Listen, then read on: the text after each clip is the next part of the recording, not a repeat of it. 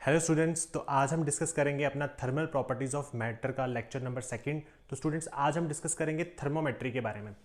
तो स्टार्ट करते हैं अपने टॉपिक को। So what is basically thermometry? Thermometry क्या होती है? तो हम कह सकते हैं कि it is a branch of science which deals with the measurement of temperature. तो एक ऐसी ब्रांच साइंस की जो कि टेम्परेचर की मेजरमेंट्स के क्या करती है, डील करती है। So which deals with the measurement of temperature, this is called the thermometry. तो इसे हम थर्मोमेट्री कहते हैं। अब स्टूडेंट्स आगे हम क्या सीखेंगे कि थर्मोमेट्री में हमारे पास कितने डिफरेंट टाइप्स के स्केल्स होते हैं जिसको हम यूज़ करते हैं। ठीक है, तो जैसे आपको पता है कि बेसिकली जो हम अपने घरों में यूज़ करने वाला थर्मोमीटर है वो कौन सा होता है? मरकरी थर्मोमीटर होता है। कौन सा होता है? मरकरी थर्मोमीटर का हम अपने घरों में ज़्यादातर यूज़ करते हैं। ठीक है, उसके बाद हमने कुछ ये भी केसेस पढ़े थे कि जिसमें हम क्या करते हैं, गैस फिल्ड थर्मोमीटर भी यूज़ करते हैं। मतलब ऐसे थर्मोमीटर जिनके अंदर गैस को फिल किया जाता है, इसके बारे में भी हमने थोड़ा बहुत पिछले लेक्चर में पढ़ा था। आप फर्स्ट लेक्चर देख लेना, इंट्रोडक्शन वाला, उसमें आपको ये चीज़ क्लियर हो जाएगी। ठीक है, अच्छा आगे बढ़ते हैं। तो सबसे पहले जो बेसिकली स्केल्स की अगर हम बात करें तो फर्स्ट जो स्केल है वो हम पढ़ते हैं Celsius scale. First scale is Celsius scale. तो what is basically Celsius scale? Celsius scale कौन सा होता है हमारे पास? तो जैसे आपको पता है कि अगर मैं आपको बोलूं कि आपके पास वाटर है, क्या है आपके पास? वाटर। तो बेसिकली जो वाटर है उसका अगर मैं आपसे पूछूं फ्रीजिंग पॉइंट कितना होता है, फ्रीजिंग पॉइंट कह लो या फिर आप आइस पॉइंट कह लो, फ्रीजिंग पॉइंट कह लो या आइस पॉइंट कह लो, मतलब एक ऐसा टेम्परेचर जहां पर जो पानी होगा वो फ्रीज होना शुरू हो जाता है, उसे हम फ्रीजिंग पॉइंट कहते हैं या फिर उसे हम आइस पॉइंट कहते हैं। तो वो कितना होता है? वो होता है आपके पास 0 डिग्री सेल्सियस। 0 डिग्री सेल्सियस पे हमारा वाटर जो है वो फ्रीज होना शुरू हो जाता है। ठीक है, इसी तरीके से जो पानी है इसका बॉइलिंग पॉइंट है या फिर इसका जो हम कह सकते हैं स्टीम पॉइंट है वो कितना होगा? तो वो होता है आपके पास 100 डिग्री सेल्सियस। तो जब हमारे पास मान लो सेल्सियस स्केल जब था, मतलब जब हमने थर्मोमीटर बनाया सेल्सियस स्केल वाला, तो उसमें जब हमने देखा कि पानी जो बिल्कुल एक ऐसे टेम्परेचर पे बॉईल करना शुरू कर जाता है और वो टेम्परेचर आपको सेल्सियस स्केल पे मिला 100 डिग्री सेल्सियस, और जिस टेम्परेचर पे पानी फ्रीज होना शुरू हो जाता है वो आपको मिला 0 डिग्री सेल्सियस। यानी कि पानी की जो दोनों वैल्यूज़ हैं सेल्सियस के स्केल में वो काफ़ी ज़्यादा बेस्ट वैल्यूज़ आपको दिख रही हैं। देखो जैसे 100 है, यहाँ पे 0 है, एकदम फिक्स्ड वैल्यूज़ आ रही हैं, एकदम ऐसे होल नंबर्स की फॉर्म में वैल्यू जो है आपके पास वो आ रही है। लेकिन हर किसी चीज़ में ऐसा तो नहीं होता है। अगर कोई और आप लिक्विड ले लोगे तो उसमें ये टेम्परेचर जो है वो नहीं आएगा। सबका अपने डिफरेंट बॉइलिंग और साथ में फ्रीजिंग पॉइंट वाला जो है टेम्परेचर वो होगा। क्लियर है इतनी बात? अच्छा, उसके बाद बात करते हैं कि फिर जो सेल्सियस स्केल था उसको कैसे बनाया गया। सेल्सियस स्केल मतलब सेल्सियस स्केल वाला जो थर्मोमीटर था उसको हमने कैसे बनाया? तो उसमें किया क्या गया कि सबसे पहले हमने एक थर्मोमीटर लिया, इस तरीके से थर्मोमीटर लिया, और इस थर्मोमीटर में हमने क्या फिल कर दिया? मरकरी को फिल कर दिया। क्या फिल कर दिया? मरकरी को फिल कर दिया गया। अब सेल्सियस स्केल वाले थर्मोमीटर में क्या किया गया कि जो ऊपर वाला पॉइंट है और यहाँ पे एक नीचे वाला पॉइंट कंसीडर कर लिया, जो नीचे वाला पॉइंट था उसको हमने बोल दिया कि this is your eyes point या फिर फ्रीजिंग पॉइंट। ये हमने मान लिया 100 डिग्री सेल्सियस, 0 डिग्री सेल्सियस। और ऊपर वाला जो आपके पास स्टीम पॉइंट था, इसको हमने मान लिया 100 डिग्री सेल्सियस। ठीक है, अब 0 से लेकर 100 तक हमने देखा कि इसमें हमारे पास 100 डिवीजन्स हमने यहाँ से ले ली। मान लो ये आपके पास कितनी डिवीजन्स होती हैं इसके अंदर? 100 डिवीजन्स होती हैं। सो हमने यहाँ पे क्या किया, इसके अंदर 100 डिवीजन्स जो है वो हमने मान ली। 100 डिवीजन्स यहाँ पे हमने इसके अंदर कंसीडर कर ली। ठीक है, 100 पार्ट्स में बटा 0 डिग्री सेल्सियस आइस पॉइंट या फ्रीजिंग पॉइंट, और स्टीम पॉइंट कितना हो जाता है इसका? 100 डिग्री सेल्सियस। तो ये थी सेल्सियस स्केल के बारे में जितनी भी इंपॉर्टेंट इन्फॉर्मेशन थी वो मैंने आपको बता दी। अब आगे बढ़ते हैं, नेक्स्ट केस में देखते हैं। इसी तरीके से फिर जो दूसरा स्केल हमारे पास आया वो था फारेनहाइट स्केल। दूसरा स्केल जो आपके पास आया वो कौन सा था? That is your Fahrenheit scale. Fahrenheit scale.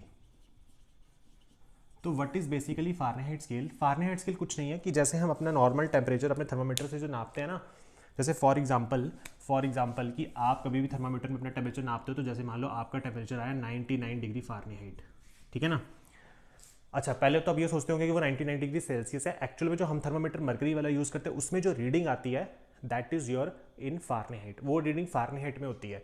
क्योंकि अगर मैं आपको बोलूँ कि अगर मैं आपको बोलूँ कि मुझे बताइए नॉर्मल बॉडी टेम्परेचर जो होता है, नॉर्मल बॉडी टेम्परेचर जो किसी भी ह्यूमन बीइंग का होता है सेल्सियस में, वो होता है 37 डिग्री सेल्सियस। कितना होता है? 37 डिग्री सेल्सियस। तो अगर 37 डिग्री नॉर्मल टेम्परेचर है तो सोचो अगर मैं इसी को 99 डिग्री सेल्सियस बोल देता तो कितना टेम्परेचर बढ़ जाता। और वैसे भी एक ह्यूमन बॉडी का 1 से 2 डिग्री टेम्परेचर बढ़ने पर ही कितना ज़्यादा उसको जो है, मतलब कितना ज़्यादा वो बीमार हो सकता है, आप ये सोच लो, ठीक है ना, कितना टेम्परेचर अगर बढ़ गया तो बेसिकली जो हम टेम्परेचर बताते हैं वो हम फारेनहाइट में बताते हैं। किस में बताते हैं? फारेनहाइट में बताते हैं। नॉर्मल बॉडी टेम्परेचर सेल्सियस में 37 होगा, लेकिन हम जो मर्करी थर्मामीटर यूज़ करते हैं उसमें जो टेम्परेचर आता है वो फारेनहाइट में आता है, वो फारेनहाइट में आता है, ठीक है। अच्छा, उसके बाद जो फारेनहाइट स्केल होता है उसमें क्या होता है कि जैसे मान लो यहाँ पे ये मैंने फारेनहाइट स्केल बनाया है, तो फारेनहाइट स्केल में क्या होगा कि इसका जो, जैसे इसका ये आइस पॉइंट है, तो फारेनहाइट में जो आइस पॉइंट होता है वो हम लेते हैं 32 डिग्री फारेनहाइट। और जैसे इसका 100 डिग्री सेल्सियस है तो इसका हम जो स्टीम पॉइंट लेते हैं, स्टीम पॉइंट जो लेते हैं इसका, वो हम लेते हैं 212 डिग्री फारेनहाइट, 212 डिग्री फारेनहाइट। ये इसमें दोनों में डिफरेंस होता है। जहाँ आपका 0 था वहाँ इसका 32 है, जहाँ इसका 100 है वहाँ इसका 212 डिग्री फारेनहाइट है, ठीक है। अब अगर आप नोटिस कर रहे हो 212 में से अगर मैं 32 को माइनस करूँ, 32 माइनस करूँ, तो आता है 180। इसका मतलब है कि फिर फारेनहाइट स्केल को बनाते टाइम क्या किया गया कि इसके अंदर जो पार्टीशन किया गया वो 180 इक्वल पार्ट्स का किया गया, 180 इक्वल पार्ट्स का इसके अंदर पार्टीशन किया गया। क्लियर है इतनी बात? तो इसके अंदर 100 डिविजन्स होती हैं, इसके अंदर कितनी होती है? 180 डिविजन्स होती हैं। इसके अंदर 100 और इसके अंदर 180 इक्वल डिविजन्स हमें देखने को मिलती हैं। बाकी इन दोनों के बीच में जो फॉर्मूला बनेगा, जो भी रिलेशनशिप बनेगा, इनके फॉर्मूलेज का जो भी रिलेशनशिप बनेगा उसको हम नेक्स्ट वीडियो में डिस्कस करेंगे, और फिर वहाँ पे नेक्स्ट वीडियो में ही हम इसकी जितनी भी कन्वर्जन्स होंगी उसको डिस्कस करेंगे। अभी तो फिलहाल हम इसके बारे में थोड़ा थोड़ा जो है वो ऊपर ऊपर से बातें कर रहे हैं, इसमें हम इंट्रोडक्शन देख रहे हैं कि हमारे पास जो डिफरेंट टाइप के स्केल्स होते हैं वो कैसे कैसे होते हैं। क्लियर है इतनी बात? ठीक है। तो इसमें 32, उसमें टोटल, इसमें 0 और इसमें 100 डिग्री सेल्सियस। तो ये थे हमारी सेल्सियस और फारेनहाइट स्केल की बात। एक थोड़ी सी और बात करनी है मुझे मरकरी के बारे में। देखो जैसे हम मरकरी जो है उसको आप थर्मोमीटर में डालते हो ना, तो नॉर्मली मरकरी जो है, जो हमारा अप्रॉक्सीमेटली रूम टेम्परेचर होता है वो 25 डिग्री होता है, 25 डिग्री सेल्सियस आप मान सकते हो, 25 डिग्री सेल्सियस होता है। तो मरकरी पहले उसी टेम्परेचर पे नॉर्मली होता है, लेकिन जैसे मान लो आपने मरकरी को क्या किया, आपने मरकरी को आपने थर्मामीटर को उठाया, और थर्मामीटर को उठाकर आपने क्या किया, आपने उसको आइस के अंदर रख दिया या ठंडे पानी के अंदर रख दिया, तो मरकरी का लेवल गिरकर कितना हो जाएगा नीचे, 0 डिग्री सेल्सियस पे आ जाएगा, ठीक। और मान लो आपने उसे क्या किया, गरम गरम चाय के अंदर डाल दिया, तो उसका टेम्परेचर राइज करके कहीं भी जा सकता है। मान लो 98 पे चला गया, है ना, मान लो 98 पे चला गया, या 99 पे चला गया, किसी पे भी जा सकता है। क्लियर है इतनी बात? तो नॉर्मल बॉडी टेम्परेचर कितना ह्यूमन बॉडी का होता है 37, और जो हमारा रूम टेम्परेचर है अप्रॉक्सीमेटली 25 डिग्री सेल्सियस के बराबर होता है। तो सेल्सियस और फारेनहाइट स्केल में इससे ज़्यादा कुछ पढ़ने की ज़रूरत नहीं होती हमें, इससे ज़्यादा कुछ भी पढ़ने की ज़रूरत नहीं है, सिर्फ हमें डिविजन्स के बारे में थोड़ा सा इसके बारे में आइडिया होना चाहिए। उसके बाद जो हमारा तीसरा जो स्केल आता है, जो कि कौन सा है, केल्विन स्केल है। कौन सा है? Third one is the kelvin scale. Kelvin scale में बच्चों को काफ़ी डाउट रहता है। तो बेसिकली केल्विन स्केल क्या होता है कि केल्विन स्केल को पढ़ने के लिए मैं बिल्कुल शुरू से बात करूंगा, बिल्कुल स्टार्टिंग से बात करूंगा, तो आपको इतनी चीज़ पता होगी, आपको एक चीज़ याद होगी कि हमने सबसे पहले बॉयल्स लॉ के बारे में सुना होगा। बॉयल्स लॉ के बारे में सुना होगा। तो बॉयल्स लॉ क्या कहता था कि PV is equal to constant. Boyle's law क्या कहता था भाई?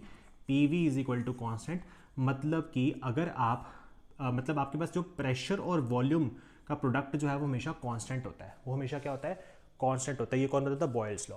ये आपने केमिस्ट्री में पढ़ा होगा। अच्छा, इसी तरीके से हमारे पास एक होता है चार्ल्स लॉ, एक होता है चार्ल्स लॉ। चार्ल्स लॉ क्या कहता है? V/T is equal to constant. V/T is equal to constant. मतलब तीन क्वांटिटीज होती है ना, आपको पता होगा, प्रेशर, वॉल्यूम एंड टेम्परेचर होते हैं। तो अगर आप टेम्परेचर को फिक्स कर दो, फिर आप प्रेशर और वॉल्यूम को देखोगे तो वो कांस्टेंट आ जाएगा। इस केस में हम किसको चीज़ को कांस्टेंट रखेंगे, इस चीज़ में हम कांस्टेंट रखेंगे अपने प्रेशर को, तो V/T का रेशियो जो है वो कांस्टेंट हो जाता है। और बेसिकली जब आपने देखा होगा इन दोनों को कंबाइन करते थे, तो हम एक यहाँ से PV/T is equal to constant लिख सकते हैं, PV/T is equal to constant लिख सकते हैं। और यहाँ से हमें एक इक्वेशन मिलती है, that is your ideal gas equation, PV is equal to nRT। मतलब बेसिकली मुझे इस चीज़ पे ज़्यादा फोकस करना था, तो मैंने आपको ये चीज़ें बताई हैं। This is your what, this is your ideal gas equation, this is your ideal gas equation. अब बात क्या है कि सपोज करो मान लो कि मेरे पास एक थर्मामीटर है ऐसे, और अगर ये थर्मामीटर के अंदर, जैसे मैंने आपको पिछली फर्स्ट क्लास में इंट्रोडक्शन में बताया था कि अगर मैं एक थर्मामीटर ले लूँ जो कि गैस से बना हुआ है, मतलब उसके अंदर गैस फील्ड है, तो ऐसे थर्मामीटर को हम क्या कहते हैं, पहली बात तो एब्सोल्यूट स्केल थर्मामीटर। क्या कहते हैं, एब्सोल्यूट स्केल थर्मामीटर। ठीक है, इतना आप नाम याद रखिए, मतलब एब्सोल्यूट स्केल वर्ड जो है वो आपने याद रखना है यहाँ पे। ठीक है, तो जब भी हम किसी थर्मामीटर के अंदर गैस में अगर फिल कर दो, पहले तो हम लिक्विड वाले थर्मामीटर की बात करते हैं जिसके अंदर हम मरकरी वगैरह फिल कर रहे थे। मान लो कि मैं थर्मामीटर के अंदर गैस फिल कर दूं, तो गैस फिल होने पर क्या होगा कि गैस पूरे थर्मामीटर को ऑक्यूपाई कर लेगी। क्या कर लेगी, ऑक्यूपाई कर लेगी। मतलब एक टाइम ऐसा आएगा कि इसकी जो वॉल्यूम हो जाएगी वो क्या हो जाएगी, फिक्स हो जाएगी। मतलब कि वॉल्यूम क्या हो जाएगी, कांस्टेंट। मतलब कि वॉल्यूम क्या हो जाएगी, कांस्टेंट हो जाएगी। तो अगर वॉल्यूम कांस्टेंट हो गई, तो क्या हम कह सकते हैं इस वाले रिलेशन से कि वॉल्यूम कांस्टेंट है तो V नीचे चला जाएगा, यहाँ से ऐसे ये नीचे जाएगा, और P/T को इक्वल टू कांस्टेंट हो जाएगा, P/T is equal to constant हो जाएगा। तो यहाँ से T अगर इधर चला गया तो क्या मैं कह सकता हूँ कि P जो है वो डायरेक्टली प्रोपोर्शनल टू T हो जाएगा, P जो है वो डायरेक्टली प्रोपोर्शनल टू T हो जाएगा। ठीक है, अब मान लो कि अगर हम यहाँ से ग्राफ प्लॉट करें,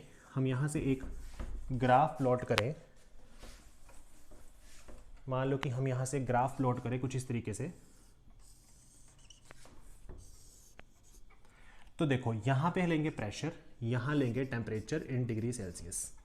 ठीक है, टेम्परेचर लेंगे यहाँ पे डिग्री सेल्सियस में। ठीक है, तो देखो मान लो यहाँ पे आपका टेम्परेचर है 0 डिग्री सेल्सियस इस पॉइंट के ऊपर। ठीक है, इस पॉइंट के ऊपर।